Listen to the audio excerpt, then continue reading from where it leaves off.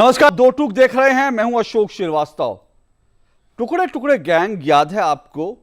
जी हां, टुकड़े टुकड़े गैंग आपको याद होगा जब दिल्ली की एक यूनिवर्सिटी में, दिल्ली की एक यूनिवर्सिटी में, जेएनयू यूनिवर्सिटी में हमने देखा था कि किस तरह से एक आतंकी, जिसका हाथ संसद पर, भारत की संसद पर आतंकी हमला करने में था, उस आतंकी की बरसी पर बाकायदा एक कार्यक्रम आयोजित किया जाता है।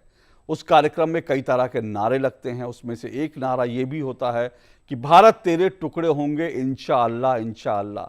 साथ साथ यह भी कहा जाता है कि भारत की जो न्यायपालिका है वो हत्यारी है, क्योंकि उस आयोजन में जो लोग शामिल थे, जो एक आतंकवादी की बरसी के दिन आयोजित किया गया, उस आयोजन में जो लोग शामिल थे वो दरअसल ये कह रहे थे कि ये एक जुडिशियल हत्या है, यानी कि ये एक हत्या है दरअसल, यानी एक आतंकवादी को फांसी की सजा पर चढ़ाना एक जुडिशियल किलिंग है, जुडिशियल हत्या है।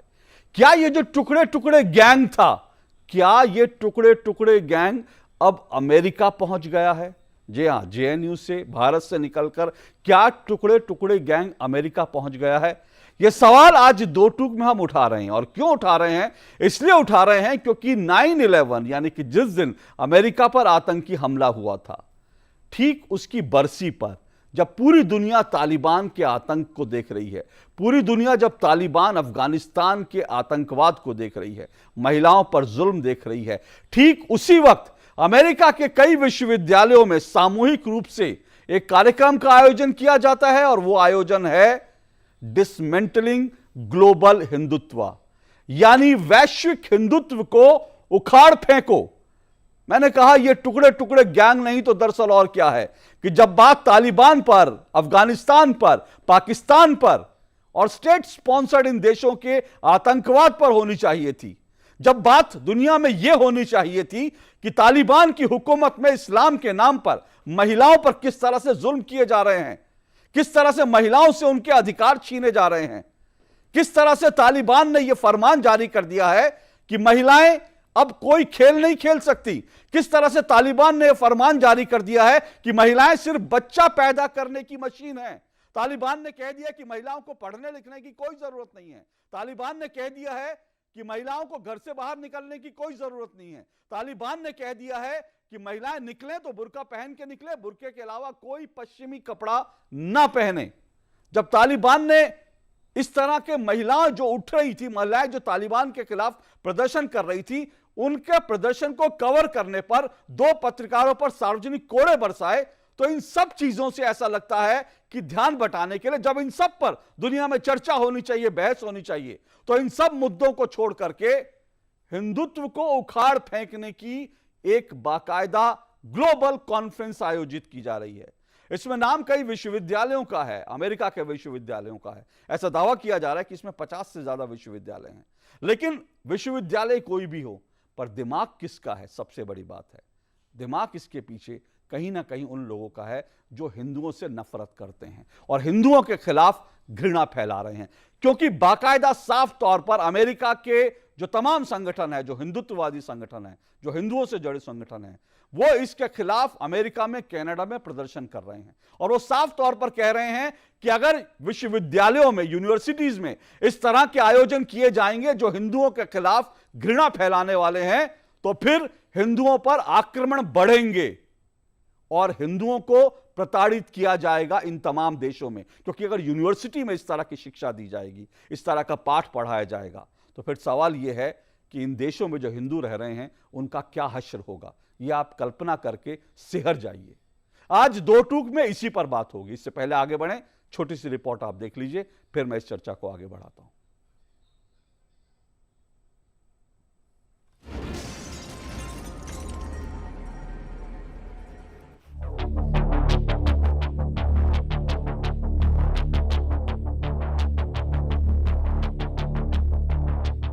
ठीक 20 साल पहले 9/11 यानी 11 सितंबर को अमेरिका पर आतंकी हमला हुआ था।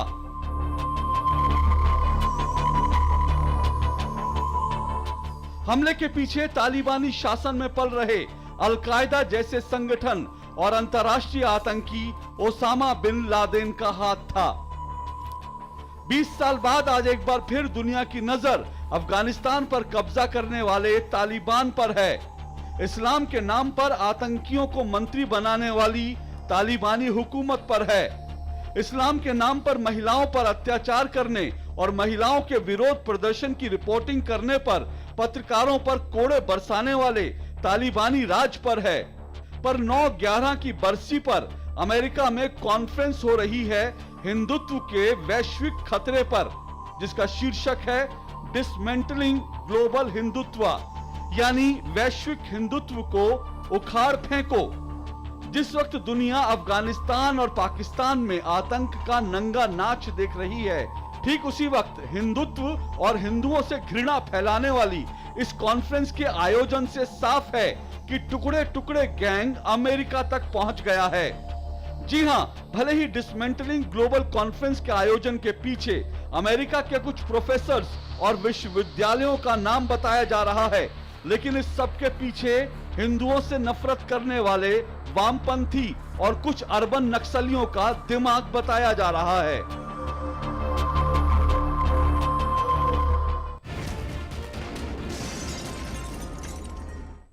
तो दो टूक में आज बहस इसी पर होगी और मेरी दो टूक में आज का जो मेरा सवाल है, दो टूक सवाल वो आपके सामने है। आज दो टूक में मेरा सवाल, आज का मेरा सवाल, क्या तालिबान और इस्लाम के नाम पर आतंक फैलाने वाली ताकतों के कुकर्मों पर पर्दा डालने के लिए डिसमेंटलिंग ग्लोबल हिंदुत्व कॉन्फ्रेंस का आयोजन किया जा रहा है? जी हां, यह कनेक्शन है और इसीलिए आज मैं सवाल उठा रहा हूं कि क्या तालिबान और इस्लाम के नाम पर आतंक फैलाने वाली ताकतों के कुकर्मों पर पर्दा डालने के लिए डिसमेंटलिंग ग्लोबल हिंदुत्व कॉन्फ्रेंस का आयोजन किया जा रहा है? यह मेरा आज का सवाल है और मैं बता दूं आज मेरे साथ इस चर्चा में, इस डिबेट में कौन कौन मेहमान शामिल हो रहे हैं। आज मेरे साथ गुरु प्रकाश पासवान जी हैं। गुरु प्रकाश पासवान जी बीजेपी के राष्ट्रीय प्रवक्ता हैं और इसके साथ साथ वो लेखक भी हैं। उनकी हाल ही में एक बहुचर्चित किताब जो है दलितों पर, दलित विमर्श पर, उनकी बहुचर्चित किताब जो है इस वक्त जो उनकी मार्केट में है।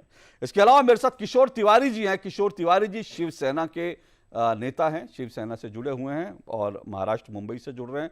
शुक्रिया किशोर जी और गुरु प्रकाश जी। मेरे साथ एक और मेहमान जो जुड़े हैं, डॉक्टर प्रोफेसर फिरोज बख्त अहमद साहब जुड़े हुए हैं, पूर्व वाइस चांसलर हैं मौलाना आज़ाद उर्दू यूनिवर्सिटी के। और मेरे साथ एक और मेहमान जुड़े हैं, मेरे साथ जुड़े हैं गिरीश फोंडे जी। गिरीश फोंडे जी पूर्व उपाध्यक्ष हैं world federation of democratic youth के। मैं आपको इससे पहले कि इस चर्चा को शुरू करूं, मैं आपको यह भी बता दूं, ये जो ग्लोबल कॉन्फ्रेंस हो रही है, जो डिसमेंटलिंग ग्लोबल हिंदुत्व पर जो कॉन्फ्रेंस हो रही है, इसके आयोजकों का नाम पता मैंने बहुत तलाशने की कोशिश की। इनकी वेबसाइट पर भी तमाम जगह तलाशने की कोशिश की। इनकी वेबसाइट है, इनका ट्विटर हैंडल है, सब कुछ है, सोशल मीडिया पर इनकी प्रेजेंस है, लेकिन आप इनसे संपर्क करेंगे उसका कोई लिंक नहीं है। आप रजिस्टर कर सकते हैं अपने आप को अगर आप इस कॉन्फ्रेंस में जाना चाहते हैं, उसकी एक पूरी प्रक्रिया है, लेकिन इन तक कैसे पहुंचा जाए इसका कोई निशान कम से कम सोशल मीडिया पर नहीं है। मैंने इनको, क्योंकि आज की ये डिबेट इसी विषय पर थी, इसी ग्लोबल कॉन्फ्रेंस पर थी, मैंने इसीलिए इनको सोशल मीडिया के माध्यम से, माइक्रो ब्लॉगिंग साइट जो है ट्विटर के माध्यम से, इनका जो ट्विटर हैंडल है, मैंने इस पर इनको मैसेज डाला और मैंने इनसे कहा कि हम आज इस बहस को करने जा रहे हैं। आप जो कॉन्फ्रेंस कर रहे हैं उसका औचित्य क्या, उसके पीछे क्या सोच है, वो क्यों आयोजित हो रही है, इस पर हम बहस कर रहे हैं डीडी न्यूज में। और मैं चाहता हूं कि आपकी तरफ से कोई व्यक्ति इस बहस में, इस डिबेट में शामिल हो, लेकिन इस मेरी रिक्वेस्ट पर उनका कोई जवाब नहीं आया।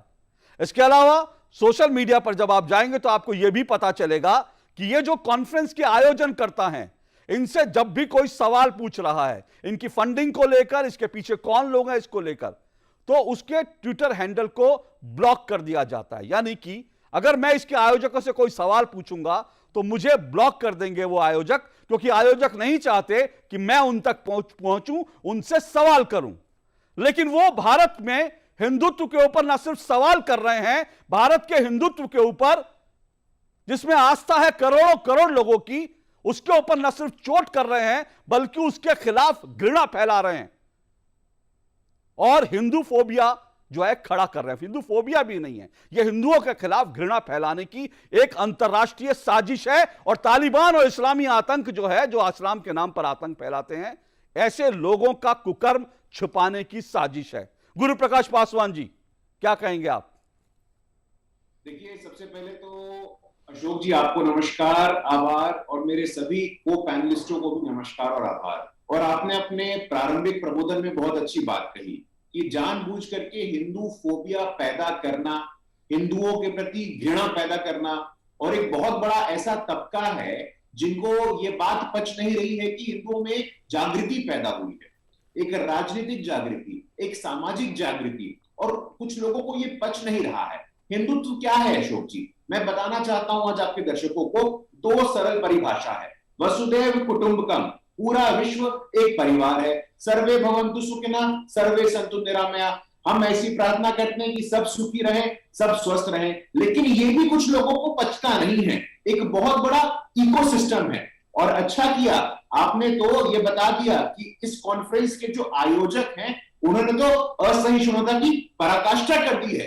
अगर आपने उनसे प्रश्न पूछने का प्रयास किया कि भाई औचित्य क्या है, उद्देश्य क्या है, आपको ही ब्लॉक कर देते हैं, तो ये दिखाता है कि उनका हिडन एजेंडा है, उनका प्रोपोगेंडा है। आज जबकि 20th एनिवर्सरी मनानी चाहिए कि 9/11 एक विभत्स घटना थी, पूरे विश्व को हिला करके रख दिया गया था। इस्लामिक कट्टरपंथ जिसका मैं और मेरा संगठन लगातार विरोध करते आ रहे हैं, उस पर प्रश्न चिन्ह खड़ा होना चाहिए, उस पर चर्चा होनी चाहिए, उस पर विमर्श होना चाहिए। तो एक नया ग्लोबल डिस्कोर्स शुरू हो रहा है। लेकिन अशोक जी, हमें यह भी समझने की आवश्यकता है कि हमारे देश के अंदर बहुत सारे ऐसे लोग हैं, बहुत सारे ऐसे स्टेक होल्डर हैं जो तुष्टीकरण की राजनीति लगातार करते आए हैं। आज मैं सुन रहा था मध्य प्रदेश के पूर्व मुख्यमंत्री, कांग्रेस के वरिष्ठ नेता दिग्विजय सिंह जी ने क्या कहा है। इतनी हल्की बात, इतनी मूर्खतापूर्ण बात, अज्ञानता भरी बात मैं बताना चाहता हूं और उनको एजुकेट करना चाहता हूं।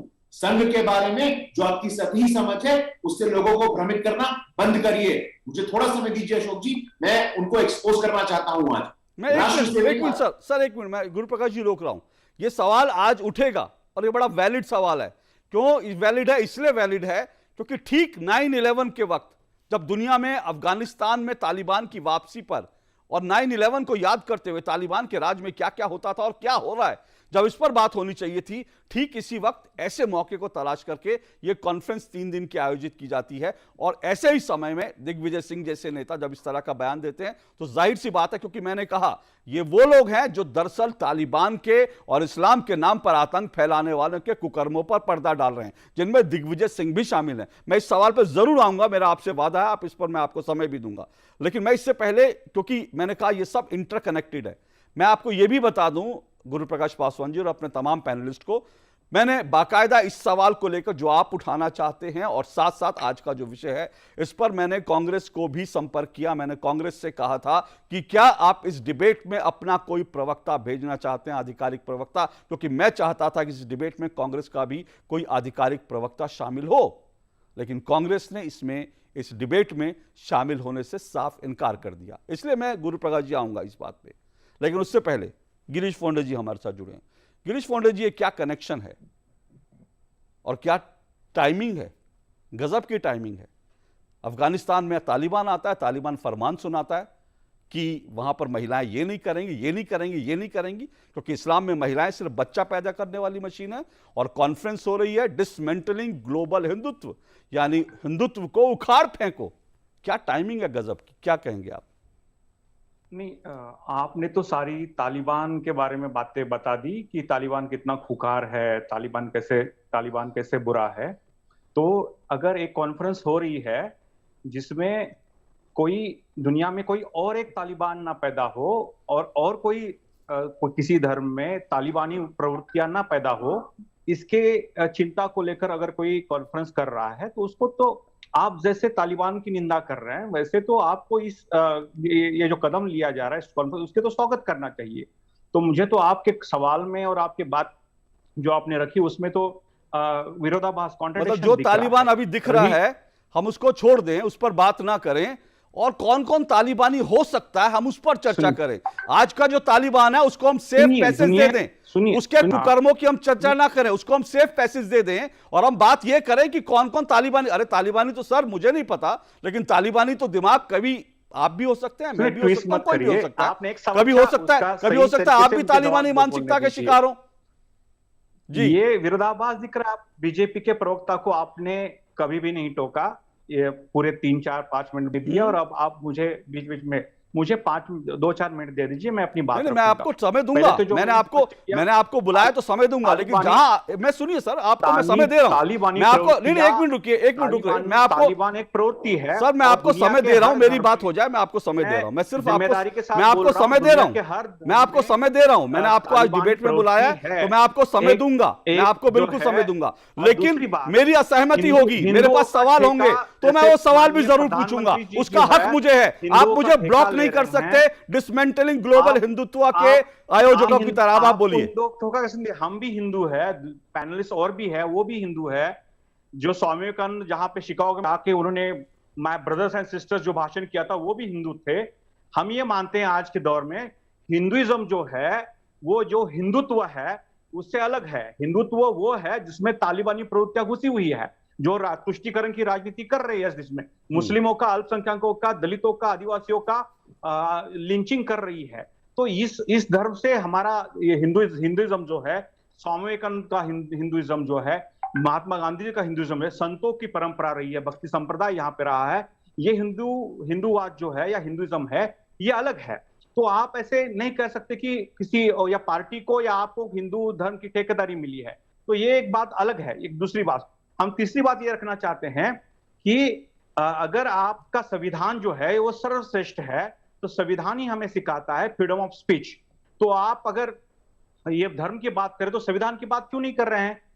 देश में और देश के किसी कोने में भी या विदेश में भी अगर कोई अपनी बात रखना चाहता है, तो उसके लिए आपकी दिक्कत क्या है? मेरी दिक्कत एक सर, और एक कॉन्फ्रेंस मिनट, करिए, गिरीश उसके जी, सामने गिरीश जी आके सुनिए, हम बात गिरीश जी सुनिए, गिरीश जी सुनिए, गिरीश जी, गिरीश जी आप सुनिए, गिरीश जी आप सुनिए, एक मिनट गिरीश जी आप सुनिए, आपने मुझे कहा ना, आपको मैं, गिरीश जी एक मिनट सुनिए, आप 2.5 मिनट से बोल रहे थे, मैंने आपको रोका नहीं। गिरीश जी आप सुनिए, सुनिए, आप सुनिए ना सर, झूठ फैलाना, मेरे डिबेट में झूठ फैलाने की अनुमति नहीं है, बाकी आपको अपनी बात रखने की अनुमति है, आपको झूठ फैलाने की अनुमति नहीं है। गिरीश जी की, गिरीश जी आप सुन लीजिए जरा, थोड़ा सा सहिष्णु हो जाइए, इनकी आवाज नीची कर दीजिए, क्योंकि ये अब झूठ बोल रहे हैं। अब आप गिरीश जी आप बोलते रहिए, मैं झूठ अपने शो में बोलने की इजाजत किसी को नहीं देता, और मैं यहां पर झूठा प्रोपेगेंडा फैलाने की इजाजत किसी को नहीं देता। आप बोल रहे हैं, लगातार बोल रहे हैं, आपकी आवाज मैं नहीं आने दूंगा। क्यों नहीं आने दूंगा? क्योंकि मैं आपको ब्लॉक नहीं कर रहा हूं, मैं आपसे सवाल पूछना चाह रहा हूं,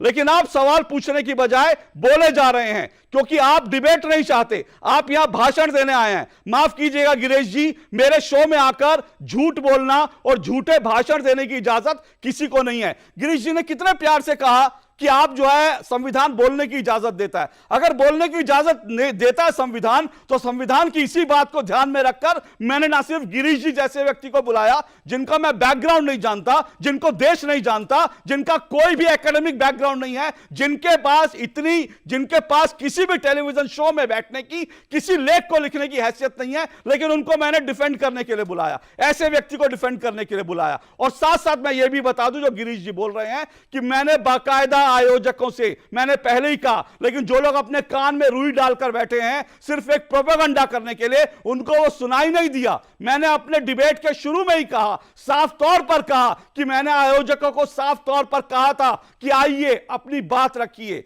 और जब आयोजक अपनी बात करने नहीं आए तो गिरीश जी जैसे व्यक्ति, मैंने कहा जिनका कोई ट्रैक रिकॉर्ड नहीं है, मैंने उनको बुलाया, लेकिन वो मुझ पे कह रहे हैं कि बोलने की इजाजत नहीं है। गिरीश जी मैं आपको, मैं आ रहा हूं सर, मैं आ रहा हूं गिरीश जी, मैं आपको आगे भी बोलने की इजाजत दूंगा, लेकिन इस वार्निंग के साथ कि मेरे शो में अगर तथ्यों पर बात करेंगे तो ठीक है, अगर तथ्यों पर बात नहीं करेंगे तो मुझे हक है आपको सवाल करने का, और मुझे हक है, मैं इस बात का भी हक रखता हूं कि मेरे शो में आकर कोई झूठ बोलकर नहीं जा सकता, क्योंकि मैं उसको एक्सपोज करने की ताकत रखता हूं, तथ्यों से, तर्कों से। लेकिन आप तथ्य और तर्कों का सामना नहीं करेंगे, सिर्फ दाएं बाएं करेंगे, तो फिर मैं आपको देश की जनता के सामने आपकी असलियत भी मैं सामने रखने की ताकत रखता हूं। फिरोज बख्श जी मैं आपके पास आ रहा हूं। फिरोज बख्श जी, जितना सुना हमने गिरीश जी को कि उनके पास तथ्य तर्क तो कुछ नहीं थे, उन्होंने सिंपल कहा अरे बोलने की आजादी, मैं तो कह रहा हूं बोलने की आजादी है भाई, तभी तो आप यहां बैठे हैं, बोलने की आजादी है। लेकिन मैं आपसे पूछना चाहता हूं, आप इस हिंदुस्तान में हैं आप बाकायदा एक मौलाना आजाद उर्दू यूनिवर्सिटी के वाइस चांसलर रहे। मैं आपसे जानना चाहता हूं, क्या आपको इस देश में इस तरह का आभास हुआ हिंदू सुपरमेसी, क्योंकि ये जो पूरी जो डिसमेंटलिंग ग्लोबल हिंदुत्व की जो बात करने वाले हैं, इनकी जो वेबसाइट है उसमें लिखा है हिंदुत्व सुपरमेसी, क्या आपको लगता है कि यहां पर कोई सुपरमेसी आपको दबाया जा रहा है, आपको धमकाया जा रहा है? आप तो लिंच नहीं हुए, क्योंकि यहां तो सब लोग सारे हिंदू लिंच कर रहे हैं। मुझे नहीं पता आपको लिंच क्यों नहीं किया गया, जो गिरीश जी कह रहे थे उस लिहाज से। क्या कहेंगे आप सर? जी, देखिए ऐसा है, मैंने गुरु प्रकाश जी की भी बात सुनी, आपकी भी बात सुनी और गिरीश जी की भी बात सुनी। मैं सभी की बातों को बैलेंस करते हुए कहना चाहूंगा कि मुझे बड़ा अफसोस हुआ जब मैंने गिरीश जी के मुंह से ये बात सुनी कि उन्होंने कहा कि हिंदू और हिंदुत्व, हिंदुइज्म और हिंदुत्व अलग अलग चीजें हैं। बिल्कुल, हिंदुइज्म हो या हिंदुत्व हो, ये बड़ा एक जो ये माइंडसेट है हिंदुइज्म का, हिंदुत्व का, बड़ा काम कूल और कंपोज्ड है। इसको मैंने स्टडी किया है, इस्लाम के साथ साथ स्टडी किया है, और मैं हर रिलीजन की रिगार्ड करता हूँ, उसी तरह से मैं हिंदुत्व की भी रिगार्ड करता हूँ। तो ये मैं क्लियर कर दूं बतौर एक मुसलमान कि हिंदुत्व जो है एक बहुत ही सुलझी हुई और समझी हुई विचारधारा है, और जिसमें कोई बात ऐसी नहीं है जो ऑब्जेक्शनेबल हो, जिस तरीके से हमारे भाई गिरीश बात कर रहे थे। तो मैं अब उनको मैं कहूंगा कि थोड़ा सा मेरी भी बात को समझ के, एक मुसलमान की बात को समझ के, जिसने हिंदुत्व को समझा है, हिंदुइज्म को समझा है, इस्लाम को समझा है, बहुत अच्छी बात कर हमारे रहे हैं भाई हैं। हाँ, दूसरी बात मैं कहना चाहूंगा, सर मेरा सवाल सुनिए, सुनिए सर, मेरा सवाल आपसे जो पहला है वो ये है, मैं आपसे ही कह रहा हूं, आप इस हिंदुस्तान मैं में जवाब वही दे रहा हूं, हिंदुस्तान में आप पैदा हुए, इतने साल से रह रहे हैं, क्या आपको लग रहा है? मैं उसी पे आ रहा हूं, मैं जी, अशोक जी, भाई जी, उसी पे आ जी, हाँ, मुझे थोड़ा सा वक्त दें। देखिए, मेरी सारी उम्र जो है, मैं रहता हूं एक मुस्लिम मोहल्ले में, लेकिन मेरी सारी उम्र जो गुजरी है मेरे हिंदू भाइयों में गुजरी है। मैं स्कूल में पढ़ा या कॉलेज में पढ़ा, तो मुझे कहीं से भी कोई फर्क नजर नहीं आया। ठीक है, वो वेजिटेरियन थे, मैं नॉन वेज और वेज दोनों हूं, तो मुझे कहीं से आज तक अभी मुझे ऐसा महसूस नहीं हुआ कि कहीं किसी ने मुझे दबाने की कोशिश की हो, या मुझसे कहा हो कि तुम अपने मजहब की फला फला चीज को छोड़ दो, ईद मत मनाओ, बकरा ईद मत मनाओ। हम तो सब होली, दिवाली, ईद, बकरा ईद सब बहुत प्यार से मिलकर मनाते हैं। हमारी जो विरासत है हिंदुस्तान की अशोक भाई, ये साझा विरासत है, ये मिली जुली संस्कृति है, हमेशा से ही ऐसा रहा है और आज भी ऐसा ही रहा है। और जो लोग ब्लेम कर रहे हैं, कई लोग 7 साल कह के मोदी राज को, मैं समझता हूं मोदी राज में मुसलमान बिल्कुल सेफ एंड सिक्योर्ड है। और कांग्रेस राज में मैंने देखा अपने बचपन से कि कांग्रेस का कभी निशान दो बछड़े था, गाय का निशान था, हाथ का निशान हुआ। उनके राज में छोटे बड़े 2 लाख दंगे हुए, और वो लोग क्या करते थे, वो लोग भगवा कपड़े पहना के लोगों को, और कहते थे ये तो जो है ये भगवा रेजिमेंट जो है आरएसएस वाले हैं, जनसंघ वाले हैं, शिवसेना वाले हैं, फला ग्रुप वाले, ये मुसलमानों को कत्ल कर रहे हैं। किस आधार पर आप ये कह रहे हैं जो कह रहे हैं, मैं आपसे जानना चाहूंगा। और दूसरी बात मैं ये भी जानना चाहूंगा, जो गिरीश फोंडे और इनके जैसे लोग कहते हैं कि इस देश में मुसलमानों की तो लिंचिंग हो रही है। देखिए, जो लिंचिंग है किसी की भी हो, हिंदू की हो, मुसलमान की हो, लिंचिंग हिंदुओं की भी हुई है, लिंचिंग मुसलमानों की भी हुई है, ये नहीं होनी चाहिए। लिंचिंग जो है बिल्कुल गैर इंसानी काम है, और लिंचिंग वैसा ही काम है जैसे तालिबान को मैं मुसलमान और इंसान नहीं समझता, तालिबान को मैं शैतान और हैवान समझता हूं। जो कोई लिंचिंग करता है किसी की भी, ठीक है, देखिए होता क्या है, इस्लाम में कहा गया है कि एक बेगुनाह की जान लेना पूरी इंसानियत की जान लेना है। वो तो ठीक है, स्क्रिप्चर में कह दिया, कुरान में लिखा है, हदीस में लिखा है, लेकिन सामने वाला तो देखेगा तालिबान क्या कर रहा है, आईसिस क्या कर रहा है, सीरिया में क्या हो रहा है, तो ये बेगुनाहों की जानें ली जा रही हैं। देखो, हमें जब तक हम अपना आचार, अपना किरदार, अपना कैरेक्टर सही कुरान के रास्ते पे, prophet Mohammed peace be upon him, उनके रास्ते पर नहीं डालेंगे, हम इसी तरह से हम मुसलमान है, इस्लाम अंडर स्कैनर रहेगा। देखिए, सामने वाला तो एक्शन देखेगा मेरा कि फिरोज क्या कर रहा है। अगर मैं बम लेकर के ग्लासगो में घुस जाऊंगा, एयरपोर्ट में बम लेके मैं हिंदुस्तानी पार्लियामेंट में घुस जाऊंगा, या मैं शर्म शेख में बेगुनाह लोगों को मारूंगा, या सर्बिया के अंदर में लोगों को कैदी बना लूंगा, स्कूल के बच्चों को, तो लोग तो ये कहेंगे मुसलमान है, ठीक है, मुसलमान ऐसा कर रहे हैं। इन चीजों से हर मुसलमान को बचना चाहिए। और ये जी, ये जो शिकायत है कि सर, मैं आता हूं, मैं किशोर तिवारी जी के पास जा रहा हूं, मुसलमानों की वजह से शिकायत हो रही है। ठीक है, मैं किशोर तिवारी जी के पास जा रहा हूं, शिवसेना के नेता किशोर तिवारी जी। किशोर तिवारी जी, ये हिंदू सुपरमेसी क्या होती है, मैं समझना चाह रहा हूँ आपसे, क्योंकि इस देश में क्योंकि ये मैं इनकी पूरी जो साइट थी, वेबसाइट थी, जब मैंने उसमें पढ़ा मुझे लगा कि इनको कुछ चीज़ों से तकलीफ है। हिंदू सुपरमेसी की बात करते हैं ये, इनको वीर सावरकर से तकलीफ है, वीर सावरकर कह रहे हैं वीर सावरकर का जो हिंदुत्व है वो बड़ा ख़राब हिंदुत्व है, और इस तरह की बात करते हैं, और साथ साथ इनको नरेंद्र मोदी से दिक्कत है। तो ये चीज़ें इनकी वेबसाइट पढ़ के साफ तौर पे समझ में आती हैं, इनकी आइडियोलॉजी समझ में आती है। लेकिन आपको क्या लगता है, क्या ये हिंदू सुपरमेसी है? क्या हिंदू डोमिनेट कर रहे हैं? क्या हिंदुओं ने आक्रमण कर दिया किसी देश पर? क्या हिंदू जो है यहाँ से लोगों को भगाने पे तुले हैं? नहीं, ये देखो, मैं तो डॉक्टर फिरोज का नाम बहुत सुना था, लेकिन आज उनके विचार सुने, उन्होंने बहुत ही चुस्त दुरुस्त विचार रखे। मैं जो तालिबान के बारे में भी बोले उसके लिए भी मैं उनका शुक्रगुजार हूं। लेकिन एक बात बताता हूं कि ये जो लॉकडाउन के 2 साल मिले मुझे, तो मैं तो अबू धाबी भी गया था इस्लाम पढ़ने को। बाद में मैंने comparative study of all religion किया, क्योंकि मैं अपनी मेरी पैदाशी हिंदू धर्म में थी, इसलिए मुझे हिंदू धर्म तो बहुत सीखने मिला। मैंने बचपनों में वेद सीखा, फिर वेदांत सीखा। बाद में मैंने मेरे बहुत सारे दोस्त क्रिश्चियन थे, तो मैंने क्रिश्चियनिटी को बहुत जल्दी बहुत नजदीक से देखा। अभी मैंने भगवान गौतम बुद्ध, जिनको साउथ ईस्ट एशिया में पूरी भारत की इज्जत ये भगवान गौतम बुद्ध के साथ है। और बाद में मैंने जब जैनिज्म देखा तो ऋषभ के जमाने से तीर्थंकारों को देखा। तो एक बात मैं पहले कबूल करूंगा कि हिंदुत्व की सुप्रीमेसी पूरे दुनिया पे थी, लेकिन कैसे थी? वो ह्यूमन साइकोलॉजी की थी, वो मानसिकता की थी। आदमी के मन और मस्तिष्क का पूरा विकास होने के बाद ये जो दुनिया है इसमें आदमी कैसा जिए, भाईचारे से कैसा जिए, और ये सब चीजें मुझे हिंदुत्व में सीखने मिली। देखो, पतंजलि योग सूत्र कहते हैं हम, उसकी एक ही लाइन है कि आप सांस का भी नियंत्रण करोगे तो मोक्ष मिल जाएगा। और मोक्ष है, निर्वाण है, या फिर मुक्ति है, या फिर हरिहरंत होना है, यह सब कुछ चीजें है। लेकिन इन्होंने क्या बोला? डिसमेंटलिंग दी हिंदुत्व। इसका मतलब क्या है कि आप जो फंडामेंटली जो ताकतें हैं उसको बढ़ाने का ही काम कर रहे हैं। देखो, देखिए, ये जो कॉन्फ्रेंस है अशोक जी, इस कॉन्फ्रेंस से क्या मैसेज जाएगा? आप हिंदुइज्म जो है नहीं वो प्रोजेक्ट करोगे, एक भारत की छवि और फंडामेंटल भारत की एक छवि बना दोगे और घृणा के वातावरण तैयार करोगे।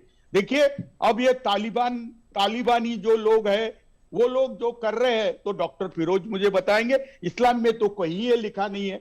देखो, मोहम्मद पैगंबर साहब ने, ये 1500 साल पुराना इतिहास है, और मैंने बहुत नजदीक से जाके देखा, जिन्होंने काबिलों के साथ काम किया और उन्होंने जिंदगी कैसी जीना ऐसा इस्लाम में बताया।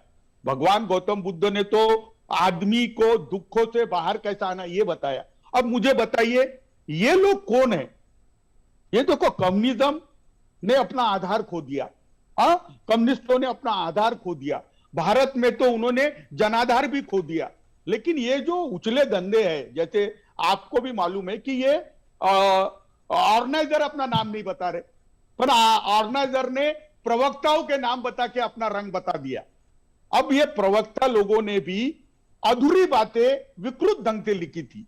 देखिए, जिनको हिंदुत्व समझता है, जो हिंदुत्व पढ़े है, डॉक्टर फिरोज जो पैदाइशी मुस्लिम है, इस्लामिक स्कॉलर है, उनको भी समझ में आ रहा है कि ये सब चीजें बराबर नहीं है। लेकिन इसके पीछे डॉक्टर फिरोज बख्त अहमद, हम सब समझ रहे हैं, सब समझ रहे हैं, आपने भी कहा ये सब समझ रहे हैं कि इसके पीछे जो है सोच कोई खतरनाक सोच है। लेकिन कौन लोग हैं, मैं ये भी तो समझना, ये देश को ये भी तो जानना चाहिए, दरअसल कौन लोग हैं जो अचानक हिंदुत्व जिनको लगता है कि हिंदुत्व को उखाड़ फेंकना चाहिए, अचानक से एक्टिव हो जाते हैं। ये कौन लोग हैं, ये भी तो जानना जरूरी है ना सर। हाँ, देखिए, ऐसा है अशोक भाई, पहले तो मैं क्लियर कर दूं, ना तो मैं डॉक्टर हूं ना प्रोफेसर हूं। बहुत बहुत शुक्रिया मान सम्मान देने का। लेकिन मैं आप ही की तरह एक आप वाइस चांसलर रहे सर, इसलिए मैंने बोल दिया, माफी चाहता हूं। नहीं, मैं अच्छा वाइस चांसलर भी नहीं, मैं वहां चांसलर। अच्छा, जी। अच्छा, मैं सिर्फ पॉइंट पे आता हूं। देखिए क्या है, अभी मेरे पास एक, देखिए आजकल तो व्हाट्सएप यूनिवर्सिटी काफी चल रही है, इसमें अच्छी चीजें भी आती हैं, खराब चीजें भी आती हैं। एक मेरे पास व्हाट्सएप आया, उसमें यह आया कि ये गालिबन एक अखबार है, बहुत बड़ा अखबार है यूएसए का, इस अखबार का नाम है वॉशिंगटन पोस्ट। इसके एडिटर ने एक एडिटोरियल लिखा कि हमारे लिए जो मोदी जी हैं बड़े खतरनाक, मतलब अमेरिका के लिए, वर्ल्ड के लिए बनते जा रहे हैं, क्योंकि he is now acquiring the position of the kind of, जैसे एक टाइम पे जॉन एफ कैनेडी थे, he was the considered to be the world president. तो एक तो उनको मोदी जी से काफी मतलब वो था, और उनको पता नहीं कि मोदी जी को तो 6 इस्लामी देशों ने अपने बेस्ट अवार्ड्स दिए, जो उनके जो अवार्ड्स थे। तो मेरे कहने का मतलब कुछ लोग ऐसे हैं, मैं बात पूरी करूँ एक सेकंड, कुछ लोग ऐसे हैं अशोक भाई जिनको ये बात हजम नहीं हो रही है, ठीक है। वो लुटियंस गैंग के लोग हैं, वो मोमबत्ती गैंग के लोग हैं, वो अवार्ड वापसी गैंग के लोग हैं, और बिल्कुल सही आपने कहा था, टुकड़े टुकड़े गैंग से आपने बात शुरू की थी। ये ऐसे लोग हैं जिनकी फंडिंग, मैं बड़ा खतरनाक बात कह रहा हूं, मुझे पता नहीं, हो सकता है मेरे खिलाफ लोग खड़े हो जाएं, ऐसे लोगों की फंडिंग, जो उसमें कुछ जर्नलिस्ट भी हैं, मैं नाम नहीं लेना चाहूंगा, आप जानते हैं, वो जर्नलिस्ट बड़े बड़े अखबारों में लिखते हैं, उनकी फंडिंग तुर्की से हो रही है, चाइना से हो रही है, ईरान से हो रही है। ये सारा एंटी इंडिया ब्रिगेड है। बड़े अफसोस की बात है, हिंदुस्तान में रहते हैं, हिंदुस्तान का खाते हैं, हिंदुस्तान उनको आगे बढ़ाता है, चाहे वो कोई भी यूनिवर्सिटी हो, JNU हो, कोई भी हो, सब बड़े अच्छे इदारे हिंदुस्तान, लेकिन ये सारे लोग एक हो गए और ये हिंदुस्तान को डिसमेंटल करना चाह रहे हैं, जो हिंदुस्तान कभी नहीं होगा। कितनी बड़ी कॉन्फ्रेंस से कर लो तुम एंटी हिंदुत्व, कुछ नहीं होने वाला। हिंदू दुनिया जानती है, हिंदुत्व जो है वो ब्लेम नहीं कर सकते। सर होना कुछ नहीं है। 50 यूनिवर्सिटियां मिल जाएं, 500 प्रोफेसर आ जाएं, उससे वो हिंदुत्व को उखाड़ फेंकेंगे, ये तो मतलब मुंगेरी लाल के हसीन सपने हैं। लेकिन मैं फिर भी इस पर चर्चा जरूरी थी, क्योंकि इन लोगों के चेहरे क्या है वो देश को जानना जरूरी है। लेकिन आपने एक बात कहा, मैं गिरीश जी आऊंगा, आपके पास भी आ रहा हूं और मैं आपको बोलने का मौका भी दूंगा, लेकिन तर्क से बात कीजिएगा। मैंने पहले ही कहा कि मैंने इसके आयोजकों को यहां बोलने का लिए बुलाया था, लेकिन वो नहीं आए। आपको बुलाया, आप डिफेंड कर रहे हैं, आप बिल्कुल डिफेंड कीजिए, आपका अधिकार है, लेकिन ये मत कहिए कि संविधान क्या काला है, इसी वजह से इसके आयोजक नहीं आए। हाँ सर, बिल्कुल। मैं आपको सिर्फ ये भी जानकारी दे दूं कि ये जो दस्तखत करने वाले लोग थे इस पूरी प्रक्रिया पर, इसको बढ़ाने वाले, उनमें सबसे ज्यादा 5% जो लोग थे वो JNU के हैं। यानी बाकी अमेरिकी यूनिवर्सिटी से कहीं से 1% हैं, कहीं से जो है आधे % हैं, कहीं से 0.2% है, लेकिन सबसे ज्यादा हस्ताक्षर करने वाले JNU से हैं। मैं ये नहीं कहता JNU यूनिवर्सिटी जो है, JNU देश की बहुत प्रतिष्ठित सम्मानित यूनिवर्सिटी है, बहुत बेहतरीन लोग वहां से पढ़ते हैं, आज भी पढ़ रहे हैं, लेकिन वहां पर एक जो गैंग तो है, और वो गैंग जो है वो देश जानता है, दुनिया जानती है। मैं ब्रेक ले रहा हूं, ब्रेक के बाद आता हूं और इस डिबेट को आगे बढ़ाऊंगा, क्योंकि ये जो डिसमेंटलिंग ग्लोबल हिंदुत्व की कॉन्फ्रेंस करने वाले लोग हैं, उनको एक्सपोज करना, उनकी असलियत जानना देश के लिए जरूरी है। इस ब्रेक के बाद। ओ काका, हुआ है शहर, ले आए खाद बीज? हाँ भाई, लेके तो आया हूँ, पर क्या कहूँ, महंगाई इतनी हो गई है कि समझ में नहीं आता है कि खेती करे कैसे। फसल भी अच्छी नहीं होती है, ये दवाइयाँ नहीं डालूँ तो कर्जा करके लाओ, कैसे भी लाओ, लाना तो पड़ेगा ही। और ये दवाई की दुकान का कर्जा तो खत्म होने का नाम नहीं लेता। लाना तो मुझे भी है, पर सब कुछ इतना महंगा है, कहाँ से लाऊं, किससे खरीदूं, किसके पास सही दामों में मिलेगा और क्वालिटी उत्पाद भी मिलेगा या नहीं। अपनी फसलों की सही दवाओं के लिए दूर दूर तक शहरों में जाना और दवाओं को लाना पड़ता है। फसलों के लिए दवाएं सही है या नहीं, ये जानकारी भी नहीं होती। फसलों की कटाई पर सही दाम मिलेंगे या नहीं, इन तमाम मुश्किलों से दूर होने के लिए आइए खेती बाड़ी केंद्र। खेती बाड़ी केंद्र एक ऑनलाइन सेवा केंद्र है, जिससे आप अपने मोबाइल के द्वारा जुड़ सकते हैं, जहां आपको अपनी खेती के लिए सही प्रकार की दवाएं मिलेंगी, वो भी होलसेल मूल्य पर। वो सभी दवाएं सीधा निर्माता से लेकर आप तक पहुंचाते हैं, यानी कि बीच में होने वाले सारे खर्च की बचत आपकी जेब में। साथ ही साथ दवाओं को लाने और ले जाने की झंझट से भी छुटकारा। अपनी मुश्किलों को दूर करने के लिए आप खेती बाड़ी केंद्र पर एक मिस कॉल करें। खेती बाड़ी केंद्र का किसान मित्र आपसे तुरंत संपर्क करेगा और आपको सभी जरूरी जानकारी देगा। खेती बाड़ी केंद्र की फ्रेंचाइजी लेकर खेती बाड़ी मित्र बनिए और किसानों की सेवा कर देश की तरक्की में भागीदार बने। आज ही संपर्क करें नीचे दिए गए नंबर पर और खेती बाड़ी केंद्र से जुड़े। ये है खेती बाड़ी केंद्र ऐप। अच्छा, किसानों की सरदारी, उन्नत खेती बाड़ी। खेती बाड़ी केंद्र, देश के अन्नदाता की दुकान। दो टूक देख रहे हैं। दो टूक में आज हम बात कर रहे हैं टुकड़े टुकड़े गैंग की, जो भारत से चलकर अमेरिका तक पहुंच गया है। क्योंकि अमेरिका में कई यूनिवर्सिटीज़ का कई डिपार्टमेंट जो हैं वो, उसमें कई प्रोफेसर जो काम करने वाले हैं, भारत के जो टुकड़े टुकड़े गैंग है उनके साथ मिल करके उन्होंने हिंदुत्व के खिलाफ, हिंदुओं से घृणा फैलाने वाले एक ग्लोबल कॉन्फ्रेंस का आयोजन, वो भी तब जबकि देश और दुनिया में बात हो रही है तालिबान की। और जब बात हो रही है 9/11 जब सामने है, तो ठीक 9/11 की बरसी पर इस तरह की कॉन्फ्रेंस जो आयोजित की जा रही है, क्या ये सीधा सीधा जो कुछ तालिबान में हो रहा है, जो पाकिस्तान कर रहा है, जिस तरह से वहाँ पर महिलाओं के अधिकारों का हनन हो रहा है, महिलाओं की जो दुर्दशा हो रही है, पत्रकारों की जो पिटाई हो रही है, क्या ये सब कुछ इसलिए हो रहा है ताकि तालिबान, पाकिस्तान, अफगानिस्तान में जो सत्ता है, उनके जो कुकर्म हैं उनको छुपाया जा सके और हमला जो है सब तरफ हिंदुत्व पर कर दिया जाए। इसी सब पर बात कर रहे हैं। मैं एक बार फिर आपको याद दिला दूं, मैंने कांग्रेस को आज इस बहस में बुलाया था, कांग्रेस ने इनकार कर दिया।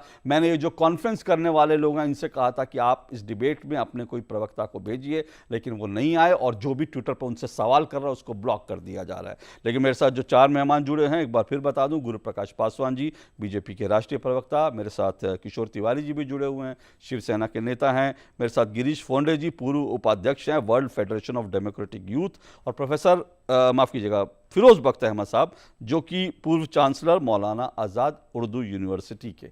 गिरीश फोंडे जी, मैं आपसे जानना चाह रहा हूँ, आपकी एक बात से मैं पूरी तरह से सहमत हूँ जो आपने कहा, और आपने कहा कि हिंदुत्व पर किसी का, बीजेपी हो, संघ हो, किसी का कोई कॉपीराइट नहीं, कोई हिंदुत्व का ठेकेदार नहीं है। आपकी बात से बिल्कुल सहमत हूँ, लेकिन सवाल यह है कि यहाँ पर हमला जो किया जा रहा है वो तो हिंदुत्व पर किया जा रहा है, हिंदुओं पर किया जा रहा है। घृणा जो फैलाई जा रही है वो हिंदुओं के खिलाफ फैलाई जा रही है। आपको ये कल्पना है कि जब इस तरह की चीज़ें जब वहाँ पर यूनिवर्सिटी में होंगी, मैं एक ट्वीट देख रहा था, एक अमेरिकी महिला ने जो है वो ट्वीट किया, वो भारतीय मूल की हैं, उन्होंने ट्वीट करके लिखा कि मेरा बेटा, आज गणेश चतुर्थी है इसलिए मैं इसका खास जिक्र कर रहा हूँ, उन्होंने कहा कि मेरा बेटा बचपन से अपने गले में भगवान गणेश की एक छोटा सा लॉकेट पहनता है, और उन्होंने कहा कि ये कॉन्फ्रेंस जब हो रही है तो मुझे डर लग रहा है कि मेरा बेटा अब जबकि यूनिवर्सिटी जाने के लिए तैयार है तो कहीं गणेश जी की मूर्ति का लॉकेट पहनकर वो जाएगा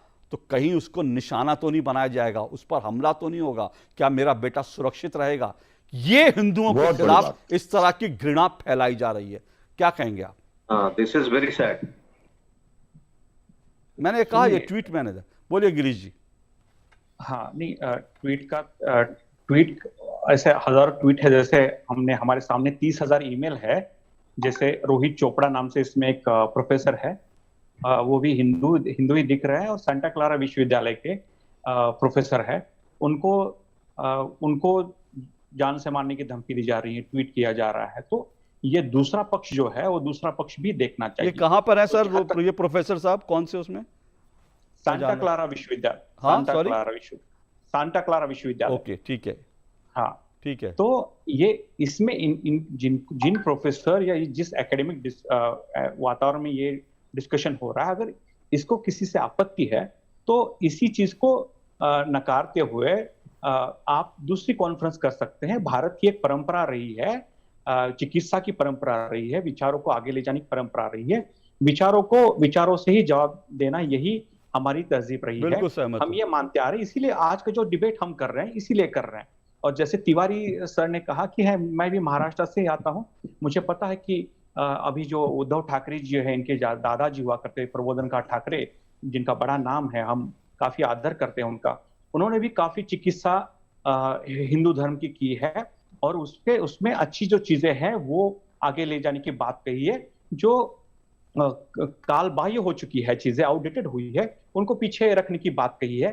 तो हम एक एकेडमिक डिस्कोर्स में चर्चा होती रही है। मुझे अभी इसमें आपत्ति एग्जैक्टली नजर नहीं आ रही, दोनों पक्ष हैं, तो एक पक्ष का भी आपको ख्याल रखना चाहिए कि अगर कोई प्रोफेसर इसमें जा रहे हैं हिस्सा लेने, तो उनको धमकियां क्यों मिल रही है जान से मारने की, उनके परिवार को जान से मारने की धमकियां क्यों मिल रही है? यही तालिबानी प्रवृत्ति है। और हम अफगानिस्तान के तालिबान की प्रवृत्ति का हम सबको मिलकर, दुनिया के सारे मानवतावादी लोगों को मिलकर उसकी निंदा करनी चाहिए, उसके खिलाफ खड़ा होना चाहिए। वैसे ये जो धमकियां देने वाले जो तालिबानी प्रवृत्तियां है, चाहे किसी भी धर्म में हो, उनके भी खिलाफ हमें खड़े होना चाहिए। कोई भी चांसलर हो जिसका कोई भी सरकार के इसमें वेस्टेड इंटरेस्ट भी छुपा हो, तब भी उसको आंखें खोल के अपनी खड़ा होना चाहिए, हम ये मानते हैं। और आगे जाके जैसे ये परंपरा रही है, एक आखिर बात मैं कर, आपको मिलेगा समय, आलोक जी निष्पक्षता से चलाते हैं डिबेट। और एक बात आखिरी बात मैं कहूंगा, आप अपनी बात रखिए। मुल्क को प्यार करता हूँ, मुझे किसी चीज की कोई वो नहीं है, ख्वाहिश नहीं है। मैं मोदी जी को अच्छा एक रूलर समझता हूँ, हिंदुस्तान का निवासी हूँ, अपने मुल्क से मोहब्बत करता हूँ। तो अब इस तरह की बहुत हल्की आपने बात कह दी। नहीं, ठीक है। मैं अपनी और एक बात रखता हूँ, जैसे आलोक जी ने अपने वक्तव्य में ये कहा, जैसे वीर सावरकर जी का भी नाम लिया। वीर सावरकर की कुछ चीजों को लेकर आपत्ति हो सकती है, लेकिन वीर सावरकर जी ने ये कहा था कि गाय एक उपयुक्त पशु है, उसको काट खाना चाहिए। तो अगर ये हिंदू धर्म की चिकित्सा खुद सावरकर कर रहे हैं, तो आप उनको टुकड़े टुकड़े गैंग बोलेंगे क्या? वीर सावरकर को बोलेंगे क्या? नहीं बोल सकते। फिर से आप बोलिए जरा, आपने क्या कहा, क्योंकि आप दोनों लोग बोल रहे थे, मैं सुन नहीं पाया। हाँ, सावरकर जी के बारे में आपने क्या कहा? एक मिनट, गिरीश जी की एक गलत फहमी भी है। क्या कहा सावरकर जी के बारे में आपने? सावरकर जी ने कहा कि गाय जो है एक मिनट फिरोज जी, एक मिनट रुकिए, उनकी बात फिरोज जी जरा सुन लेते हैं, वो क्या कह रहे हैं। फिरोज जी जरा सुन लेते हैं, फिर उसके बाद उनको काउंटर कीजिएगा। एक मिनट, हाँ बोलिए गिरीश जी। गाय जो है उपयुक्त प्राणी है, और उसको जो लोग मतलब खाते हैं, गाय का मांस खाते हैं, उसमें कोई आपत्ति नहीं। ये वीर सावरकर का स्टेटमेंट है। तो इसमें कौन क्या खा रहा है, इसको लेकर तो मेरी आज डिबेट ही नहीं है। नहीं, इसको लेकर तो मेरी आज डिबेट ही नहीं है। तो मैं बात कर रहा हूँ। अभी तो फिरोज बख्शी ने कहा कि मैं ऐसे लोगों के बीच रहा जो वेज खाते थे, बाकी मेरी डिबेट इस पर नहीं है। मेरी डिबेट वीर सावरकर कौन क्या खाता है इस पर कहते थे। नहीं, वीर सावरकर अगर ये कहते थे कौन क्या खाएगा, उसको लेकर के आप हिंदुत्व को गाली नहीं दे सकते ना। किसी भी चीज कर ये उसको आप टुकड़े टुकड़े गैंग बोल सकते हैं। ये गाली है। अगर सावरकर ने कहा तो सावरकर देशद्रोही नहीं, गाली ये है डिसमेंटलिंग ग्लोबल हिंदुत्व। गाली ये है, मैं तो कह रहा हूं सर, गाली ये है डिसमेंटलिंग ग्लोबल हिंदुत्व। आपने ठीक कहा, विचारों की लड़ाई है, विचारों से होनी चाहिए, लेकिन और इसीलिए आज ये डिबेट इसीलिए नाम से आर्टिकल है, उसमें कहा गया है it is a duty of every Indian citizen. क्या ड्यूटी है उसमें? चिकित्सा की जानी चाहिए। स्पिरिट ऑफ इंक्वायरी कहा गया है, उसमें, और वैज्ञानिक सोच कहा गया है।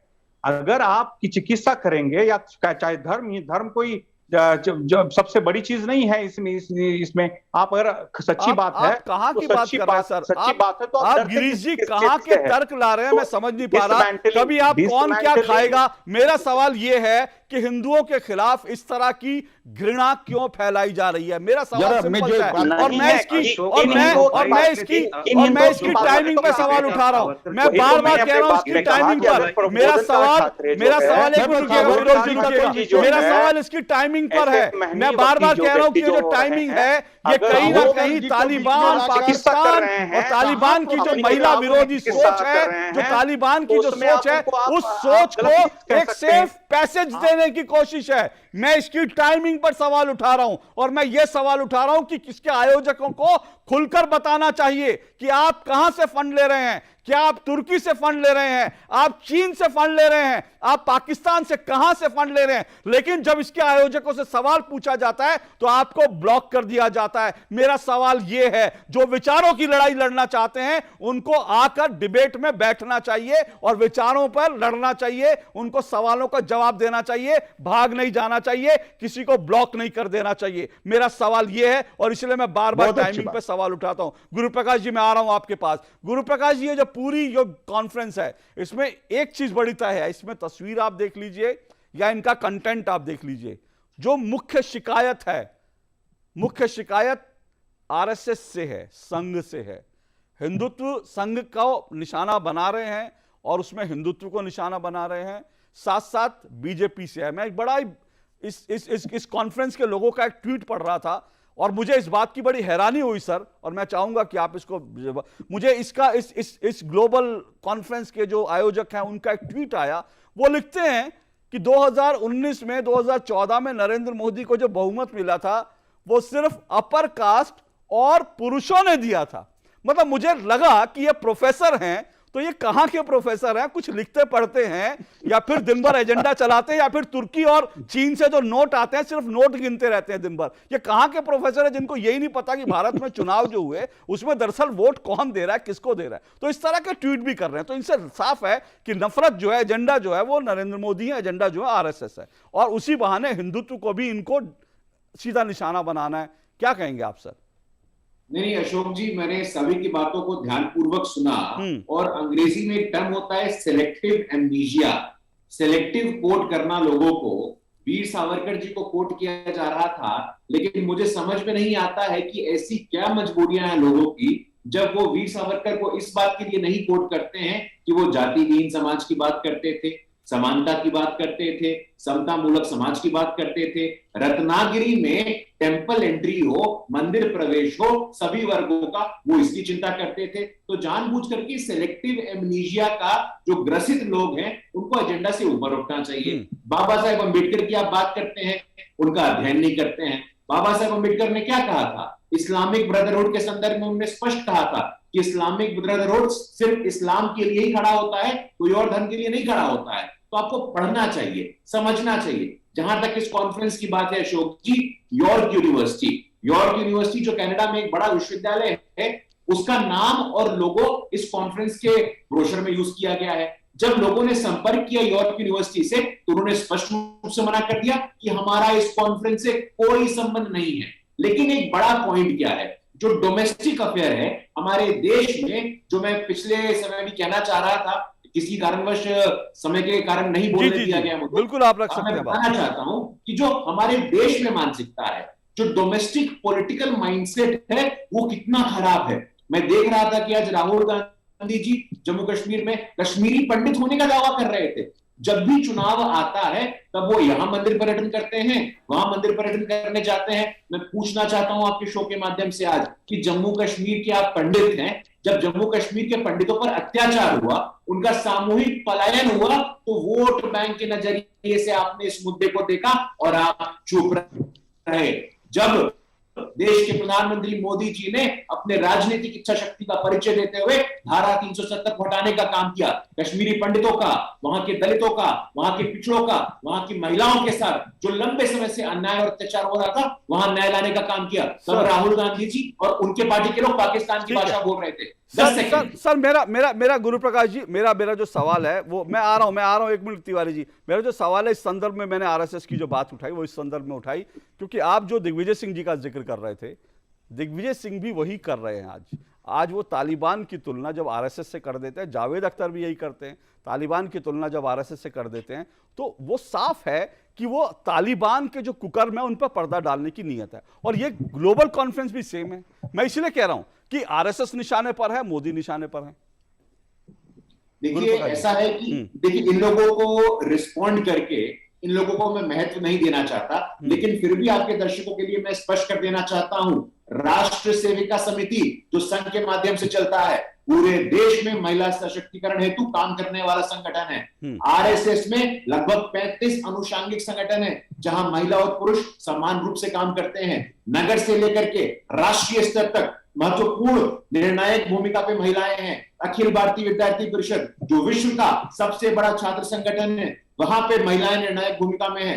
World organization of student and youth, Bharatiya Mazdoor संघ, सेवा भारती, वनवासी कल्याण आश्रम, सहकार भारती, किसान संघ, ऐसे अनेकों संघ के अनुषांगिक संगठन है जहां महिलाएं नेतृत्व कर रही हैं। वो पढ़ते नहीं ना, दिक्कत ये है ना, पढ़ते लिखते नहीं है जब इस तरह की बात करते हैं। मैंने प्रोफेसर्स का जिक्र किया ना, जिन प्रोफेसर्स ने विदेश में बैठ करके ग्लोबल कॉन्फ्रेंस कर रहे हैं प्रोफेसर, वो ट्वीट कर देते हैं कि मोदी को सिर्फ पुरुषों ने और जो है सिर्फ अगड़ी जातियों ने वोट किया। तो उनको पता ही नहीं दरअसल कि देश हिंदुस्तान कहां है। लेकिन किशोर तिवारी जी, एक मिनट, हाँ एक मिनट, किशोर तिवारी जी वोट दिया है जिनके लिए उन्होंने ट्रिपल तलाक हटाई है सर। हाँ बिल्कुल, मैं वही कह रहा हूं, वो उनको पता ही नहीं है। उनको पता ही नहीं उत्तर प्रदेश में कितना बड़ा रोल था महिलाओं का, क्योंकि उनको उज्ज्वला जब गैस मिली तो कितने बड़ी तादाद में यहां तक की खबरें आई थी 3 तलाक को लेकर, और साथ साथ उज्ज्वला को लेकर घर में जहां पुरुष किसी और पार्टी को वोट कर रहे थे, वहां महिलाएं नरेंद्र मोदी के लिए वोट कर रही थी, उन्होंने ये भी नहीं पढ़ा होगा। क्योंकि मैंने जैसे कहा, फिरोज बख्श साहब आपकी बात से सहमत हुई, जो प्रोफेसर हैं ये सिर्फ चीन और तुर्की से आए नोट गिनने में लगे रहे, वहां से डॉलर जो आ रहा है उनको गिनने में लग रहा है, तो लिखना पढ़ना इनके बस की है नहीं, लेकिन एजेंडा चलाना जरूर जानते हैं। किशोर तिवारी जी बोलिए, आप कुछ कहना चाह रहे थे जी। नहीं, ये देखो, जब जावेद अख्तर जी ने कहा कि तालिबानी विचार सरनी ही आरएसएस की है, तो हमारे जो संपादकीय है उसके अंदर सामना में हमने पूरा अग्रलेख लिखकर आरएसएस कैसा काम कर रहा है, जो गुरु प्रसाद जी ने बताया उसी ढंग से हमने भी वहां पर लिखा कि आरएसएस की राष्ट्रीयता पे और समाज में जो उनका काम है उस पर या उनके देशभक्ति पे कोई भी प्रश्न उठाया नहीं जा सकता। और तालिबान सरी की जो एक आतंकी ताकत है उससे कंपैरिजन करना तो दिमाग की हालत खराब होने की बात है। दूसरी एक बात, फिरोज सर मैं बता रहा हूं, आप बोलते मैं प्रोफेसर भी नहीं है, मैं डॉक्टर भी नहीं हूं, लेकिन आपकी सोच तो अच्छी है और एक रैशनल सोच है। मैं बता देता हूं कि जब शिवसेना के ठाकरे फैमिली के उद्धव जी महाराष्ट्र के मुख्यमंत्री बने, तब हिंदुत्व पार्टी आ गई, बहुत सारे अग्रलेख लिखे गए, और लेकिन हम जरा थोड़े रैशनल हो गए थे, कांग्रेस राष्ट्रवादी कांग्रेस से मिले थे, तो ये जो आपकी गैंग है वो ज्यादा हम पे उकड़ी नहीं। लेकिन मैं 2 साल के बाद अभी बताता हूं कि महाराष्ट्र के मुस्लिम कहते हैं कि हमारा बस चलेगा तो आने वाले 50,000 साल तक हम ठाकरे फैमिली को ही वोट देंगे, क्योंकि उसमें हम बहुत सेफ है। दूसरी बात बोला, बहुत इंटरेस्टिंग, मैं सर एक मिनट बात काट रहा हूं आपकी, बड़ी अच्छी सर मैं जरा मैं बात कर लेता।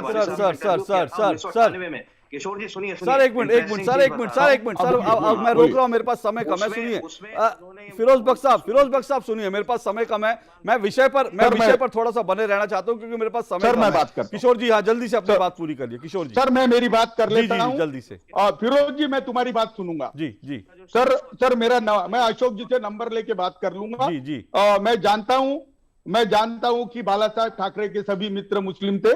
मैं अभी बताता हूं तुमको कि जो गिरीश पांडे जी, उन्होंने सर एक मिनट जल्दी से जरा मैं ये बात बोल देता हूं।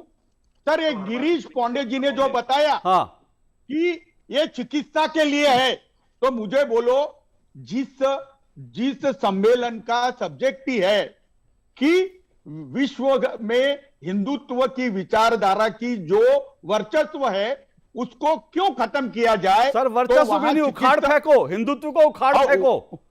अब ये उखाड़ तो फेंक नहीं सकते क्योंकि 7,500 साल हमने बता दिया कि हमारे वेद जर्मनी में ट्रांसलेट हुए, हमारा सब कुछ हुआ। मैं ये सब बातों पे नहीं करूंगा, लेकिन मेरी एक बात अशोक जी, मैं एक बात रख लेता हूं। जी अशोक जी मैं एक बात रख लेता हूं, जल्दी से मेरी एक बात पूरी कर लो। हाँ बोलिए सर मैं बात कर रहा हूं, मोदी जी भी बहुत दुखी होते हैं और मोहन भागवत जी भी बहुत दुखी होते हैं।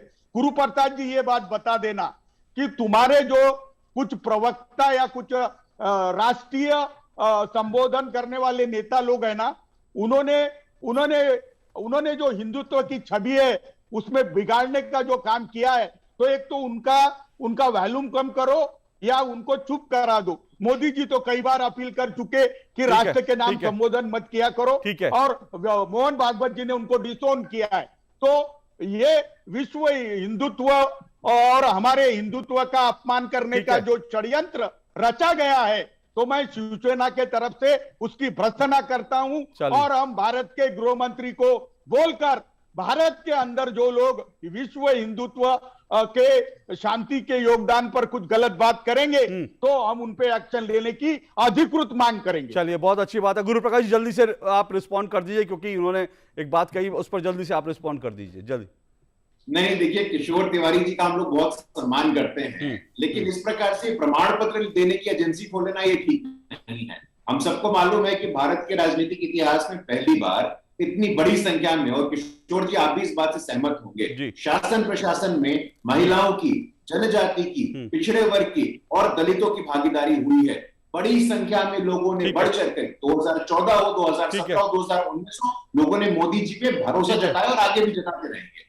ठीक है, ठीक है, ठीक है। मेरे पास समय बहुत कम है। मैं गिरीश जी से आपसे ज़रूर ये सवाल पूछना चाहता था, लेकिन मेरे पास बिल्कुल मुझे कहा जा रहा है कि समय की सुइयां बिल्कुल खत्म हो रही है। पर गिरीश जी, एक बात ज़रूर है, मैं ये चाहूँगा कि ये विचारों की लड़ाई है, तो विचारों से ही होनी चाहिए, और जाहिर सी बात है इसलिए हम चाह रहे थे विचारों की बात हो। और मैं ये भी उम्मीद करूँगा अगर वैचारिक लड़ाई है तो अगली बार अगर दम हो इसके आयोजकों में तो अगली बार दो टूक पे ज़रूर आएँ। दो टूक पे उनसे दो टूक सवाल ज़रूर होंगे। अगर दम है, अगर उनको कॉन्फ्रेंस करने का उनमें दम है तो हमारे कार्यक्रम में भी आए, दो टूक सवाल भी सुने। अगर दम है तो विचारों की बहस भी करें, लेकिन विचारों की बहस से भागे नहीं। अगर दम है तो आए, दो टूक अपनी बात रखें। लेकिन मैं जानता हूं वो भाग जाएंगे, क्योंकि उनके पास विचार नहीं है, उनके पास एक एजेंडा है, और उस एजेंडे को चलाने के लिए, जैसा फिरोज बख्श जी ने कहा, शायद चीन और तुर्की का पैसा है। बहुत बहुत शुक्रिया मेरे सभी दर्शकों का और साथ साथ मेरे सभी मेहमानों का। दो टूक में आज बस इतना ही। फिलहाल इजाज़त दीजिए, आपसे सोमवार को फिर मुलाकात होगी। नमस्कार।